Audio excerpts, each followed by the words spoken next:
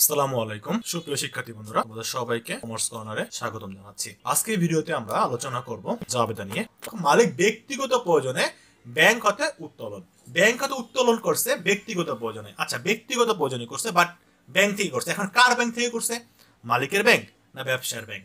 মানে মালিকের bank account থেকে যদি করতো তাহলে এখানে আর লেখার প্রয়োজন হচ্ছে না ব্যাংক থেকে উত্তোলন। তাহলে তার নিজেরটা করছো, তাহলে আর ব্যবসায়ী জিনিসটা আসতো না। ব্যবসার অ্যাকাউন্ট থেকে করছে দেখেই এটা উত্তোলন হিসাবে আসছে। এই উত্তোলনটা কি? ব্যাংক থেকে করা হয়েছে। এখন আবার আরেকটু ক্লিয়ার করি, আবারও বলি, ব্যক্তিগত কথাটা লেখা থাকলে তার মালিক নিজের প্রয়োজন নিচ্ছে, ব্যবসা থেকে নেয় নাই, তাহলে এটা আমরা উত্তোলন নামে লিখবো। আর যদি ব্যক্তিগত কথাটা লেখা না লেখে সরাসরি লেখে যে ব্যাংক হতে উত্তোলন, তার মানে এটা ব্যবসার জন্য উত্তোলন করা হয়েছে, মানে ব্যবসার ক্যাশে টাকা নাই, ব্যাংক থেকে আনা হয়েছে। আবার এখানে লেখা দিচ্ছে ব্যবসার প্রয়োজন উত্তোলন, তাহলে সেটা কিন্তু ব্যবসার প্রয়োজনে। তার মানে 10 আর 11 কিন্তু একই কথা। মানে ব্যাংক থেকে যদি উঠানো হয়, কিছু লেখা নাই, তার মানে সে টাকাটা ব্যবসার প্রয়োজন উঠে নিয়েছে। ব্যবসার প্রয়োজন কেন উঠে? ব্যবসার হয়তো ক্যাশে টাকা নাই, তাই ব্যাংক থেকে উঠে ক্যাশে রাখতেছে। সেক্ষেত্রে কি হয়, ব্যবসায় নগদ টাকা আসে, নগদান ডেবিট, আর ব্যাংক থেকে টাকা চলে যায় ব্যাংক হিসাব ক্রেডিট। তার মানে 10 আর 11 কিন্তু একই হবে, নগদান ডেবিট, ব্যাংক ক্রেডিট। ব্যবসার ব্যাংক অ্যাকাউন্ট থেকে টাকা চলে গেছে আর ব্যবসায় নগদ টাকা আসছে। 10 আর 11 সিমিলার। এখানে পার্থক্য হলো একটাতে উল্লেখ করে দিচ্ছে ব্যবসার প্রয়োজনে, আর একটাতে উল্লেখ করে নাই। উল্লেখ না করলেও ব্যবসার প্রয়োজনে কথাটা মনে করতে হবে। কিন্তু 9 নম্বরটা যে বলছে মালিক ব্যক্তিগত প্রয়োজনে, যদি ব্যক্তিগত প্রয়োজনে করে সেটা মনে করতে হবে কি? উত্তোলন। তখন আর কিন্তু সেটাকে নগদান মনে করা যাবে না, কারণ ওই টাকাটা মালিক নিবে। ব্যবসার ব্যাংক অ্যাকাউন্ট থেকে টাকাটা মালিক উঠায় নিচ্ছে। মালিক যদি কোনো কিছু ব্যবসা থেকে নিয়ে থাকে, সুবিধা যে কোনো সুবিধা নেয়, সেটাকে আমরা জানি কি? উত্তোলন নামে লিখতে হয়। তাহলে উত্তোলন হিসাব ডেবিট, আর ব্যাংক থেকে যেহেতু টাকা চলে গেছে, মালিক ব্যাংক থেকে নিছে, তাই ব্যবসার ব্যাংক অ্যাকাউন্ট থেকে টাকা চলে গেছে, ব্যাংক হিসাব ক্রেডিট, আর উত্তোলন ডেবিট। তারপর যেটা ছিল মালিকের মোটর সাইকেল বিক্রি করে, 40,000 টাকা বিক্রি করে ব্যবসার জন্য একটা যন্ত্রপাতি ক্রয়।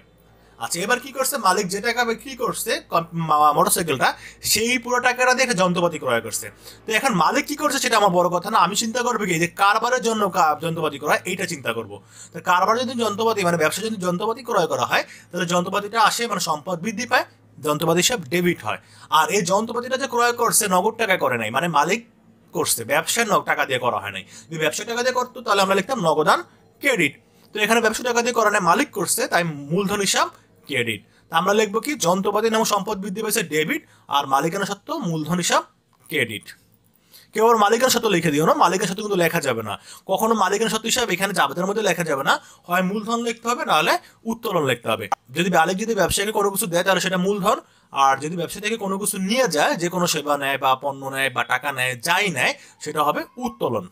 তারপর একটা দেখো, কোয়েলের পাওনা পূর্ণ নিষ্পত্তিতে 10% বাট্টায় নগদ 5,000 টাকা এবং 5,000 টাকা চেকে পরিশোধ করা হলো। এখানে কিন্তু পরিশোধ করা হয়েছে, তাহলে আমরা কি করব? পরিশোধ করা হয়েছে কত?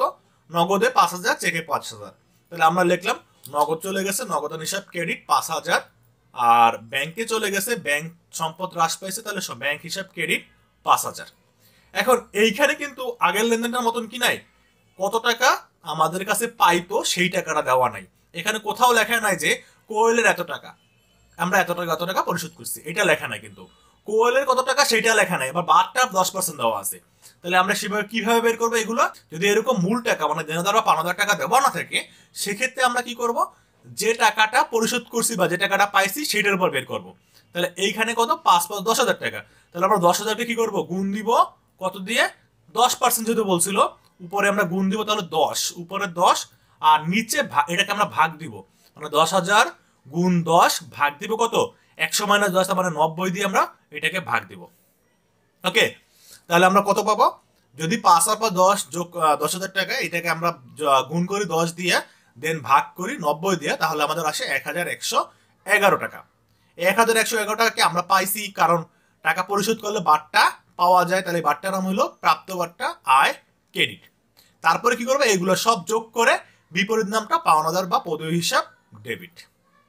এখন যদি তুমি ক্রস চেক করতে চাও, তাহলে কি করবা? এই 11,111 এইটাকে গুণ দিবা 10% দিয়ে, তাহলে তুমি কিন্তু 11,111 টাকাই পাবা। তার মানে তাহলে বুঝতে পারবা যে অঙ্কটা কি, তোমার বাট্টা বের করাটা 100% সঠিক হয়েছে।